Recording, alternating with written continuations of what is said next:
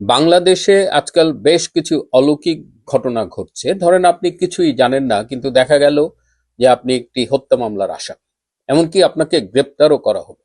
আজকে এরকমই একটা খুব ইন্টারেস্টিং কথা আপনাদের বলবো। আপনারা নিশ্চয়ই আজকাল মেজর সাদেকুল হকের নাম শুনছেন। এই নামটি বিভিন্ন কারণে আলোচিত। আজকে মেজর সাদেকুল হক, তিনি যখন কারাগারে বন্দী, সেনাবাহিনীর হেফাজতে ছিলেন, তখন ঢাকা শহরে কোথাও একটি গাড়ি পুড়েছিল এবং সেই গাড়ি পোড়ানো মামলার সন্দেহভাজন আসামি হিসেবে তাকেও গ্রেপ্তার দেখানো হলো। পুরো ঘটনাটা খুলে বলছি, শেষ পর্যন্ত সাথে থাকুন।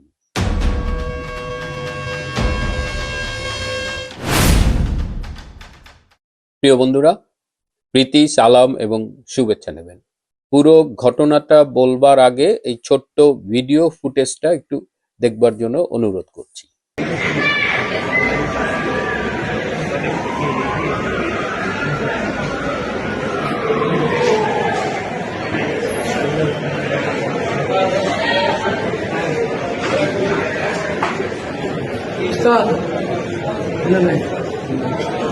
সামনে কেমন সেটা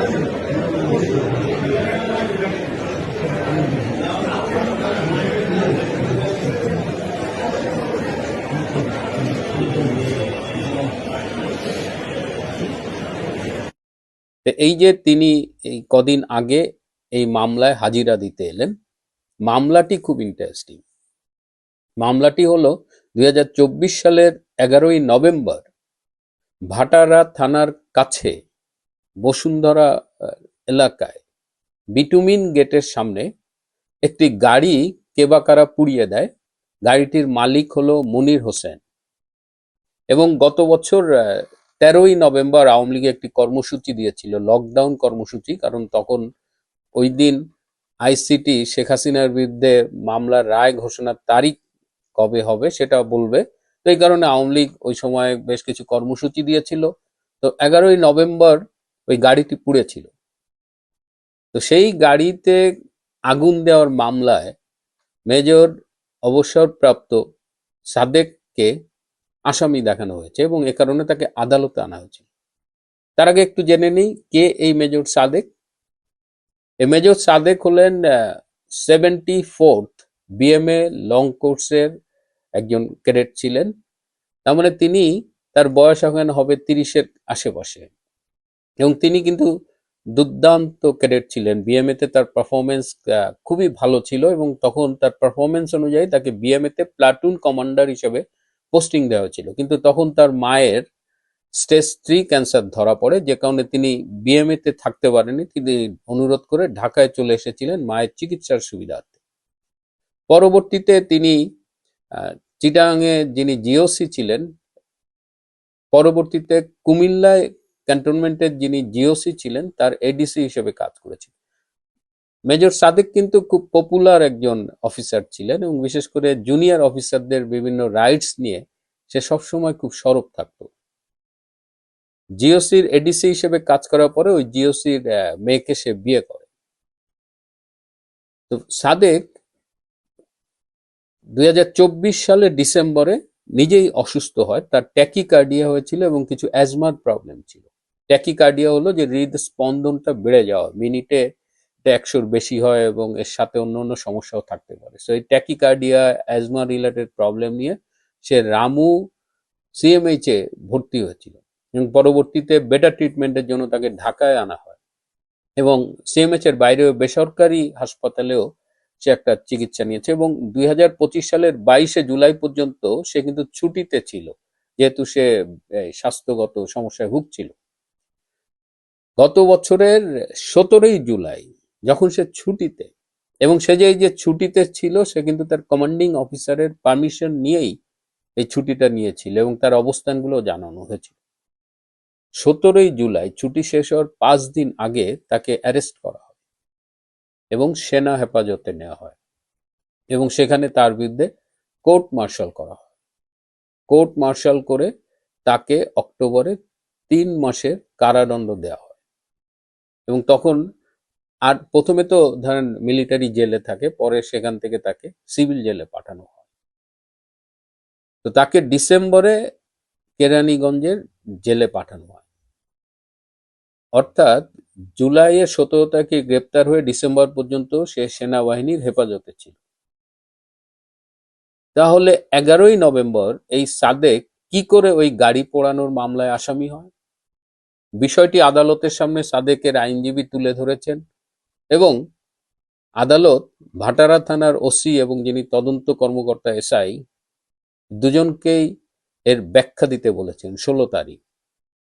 তো এখন আজকে 14ই অগস্ট, 16 তারিখে তারা ব্যাখ্যা দেবেন কি দেবেন না জানি না, কারণ বাংলাদেশে এখন আইন আদালত কিভাবে চলছে এটা নিয়ে নানা রকমের বিতর্ক আছে, নানা রকমের আলোচনা সমালোচনা আছে, কিন্তু এই উদ্ভট কাণ্ডটি কিভাবে ঘটানো হলো?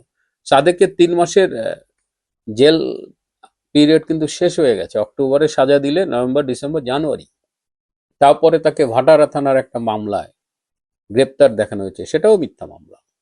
এখন এইবার যে মামলাটা দেখানো হয়েছে সেটা এমনই যে সাদেক যদি অলৌকিক ক্ষমতার অধিকারী না হয় তাহলে তো এই গাড়ি পোড়ানোর স্থলে তার উপস্থিত থাকার কোনো সুযোগ নেই। এমনকি এই গাড়ি পোড়ানোর জন্য যদি পরিকল্পনার কথাও বলা হয় সেটাও তো সুযোগ নেই। তার অনেক আগে থেকেই তো সাদেক কারাগারে বন্দী। তো বিচ্ছিন্নভাবে কোথায় একটা গাড়ি পুড়লো, কি হলো, এর জন্য একজনকে এভাবে ধরে মামলার আসামি দেখাবে, মানে বাংলাদেশে আইন শৃঙ্খলা পরিস্থিতির কি অবস্থা সেটা আমরা এই মেজর সাদেকের ঘটনায়ও কিন্তু টের পাই। শুধু মেজর সাদেক না, তার স্ত্রীকেও কয়েকদিন আগে জেলে রাখা হয়েছিল। তার স্ত্রী মোটামুটি একজন লার্নেড মহিলা, তিনি ঢাকা ইউনিভার্সিটিতে পড়েছেন, দেশের বাইরেও তিনি লেখাপড়া করেছেন এবং তার যে ক্যারিয়ার দেখলাম খুবই ভালো ক্যারিয়ার। তো এই তরুণীকেও জেলে রাখা হয়েছিল এবং এই তরুণীর উপরে জেলে রাখার উপরে যে কি নির্যাতন হয়েছে সেটা নিয়ে যদি আমি অনুমতি পাই তাহলে আপনাদের সামনে বলবো। আমি ভাবতেই পারি না যে বাংলাদেশের জেলে একজন তরুণীর উপরে এই ধরনের নির্যাতন হতে পারে। আমি ঘটনাটা বলছি না কারণ আমার অনুমতি নেওয়া হয়নি। আমি জানি না এটি বললে তার রিয়াকশন কি হবে বা আদৌ মিসেস সাদেক সেটা চান কিনা, কিন্তু পুরো ঘটনাটায় এবং পুরো আদালত পাড়ায় এই মেজর সাদেকের ঘটনাটা নিয়ে কিন্তু ব্যাপক আলোচনা হয়েছে। এবং কি হচ্ছে, ইনুসের আমলে আমরা দেখেছি আইন আদালত বিচার ইনুস আসিফ নজরুল মিলে ধ্বংস করে দিয়েছিল, কিন্তু পরবর্তীতে ফেব্রুয়ারিতে একটা নির্বাচন হলো, তারেক রহমানের সরকার এলো, তারাও সেই ইনুসের পথ ধরে হাঁটছে। সেই একই কাহিনী, সেই যখন তখন যাকে তাকে যে কোনো মামলায় শোন অ্যারেস্ট দেখানো, আর বিশেষ করে যেসব লোককে হত্যা মামলার আসামি করা হয়েছে ঢাকা সেন্ট্রাল জেলে। এবং আমি মাঝে মধ্যে ফোন পাই, আজকে ভোরে একটা ফোন পেলাম, বাংলাদেশে তখন শেষ রাতের দিকে, আমাকে জিজ্ঞেস করছিল পরিবারের সদস্য যে তারা কি অপরাধ করেছে। ছেলেরা পলাতক, স্বামী কারাগারে, মা ক্যান্সারের রোগী, নিজের প্র্যাকটিস ইনকাম সব বন্ধ।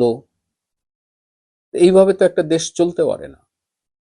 এবং যে মামলাগুলো করা হচ্ছে এই মামলাগুলোর কোনোটার মেরিট নাই, লিগ্যাল মেরিট নাই, এগুলো অল ফলস কেসেস, জাস্ট হয়রানি, নির্যাতন। তো এইভাবে একটা দেশ যদি চলে তাহলে ভবিষ্যৎ কি? এবং কখনো যদি রেজিম চেঞ্জ হয় তাহলে আপনি কি রিকনসিলিয়েশনের যে আওয়াজ আমরা আজকাল শুনছি সেটা সম্ভব হবে? হলে কতটা হবে, কিভাবে হবে? এই বিষয়গুলো নিয়ে আমাদের একটু ভাবা দরকার। মেজর সাদেকের উপর যে অন্যায় নির্যাতন চলছে, এবং শুধু সাদেক একা নয়, সারা দেশ জুড়ে। এবং সাদেক তো কোনো দল করে না, আওয়ামী লীগের নেতা কর্মী সমর্থকদের উপর তো সীমাহীন নির্যাতন চলছে, জেলের ভেতরে, জেলের বাইরে, সারা দেশ জুড়ে। এই ঘটনাগুলো বন্ধ হওয়া উচিত। দেশটা একটু স্বাভাবিক হোক, মানুষজন একটু স্বাভাবিকভাবে বাঁচুক। এমনিতে তো অর্থনীতি ধস নেমে গেছে, বিদ্যুৎ ঢাকার বাইরে 10-12 ঘন্টা থাকে না, এখন ঢাকার ভেতরেও ধানমন্ডির মতো এলাকায় দিনে 4 ঘন্টা বিদ্যুৎ থাকে না। এই অবস্থা থেকে আমরা উত্তরণ চাই, মেজর সাদেকের অবিলম্বে মুক্তি চাই। প্রিয় বন্ধুরা, আজ এ পর্যন্তই। ভালো থাকবেন, সুস্থ থাকবেন, তার চেয়েও জরুরি হলো নিরাপদে থাকবেন। সবাইকে অনেক ধন্যবাদ।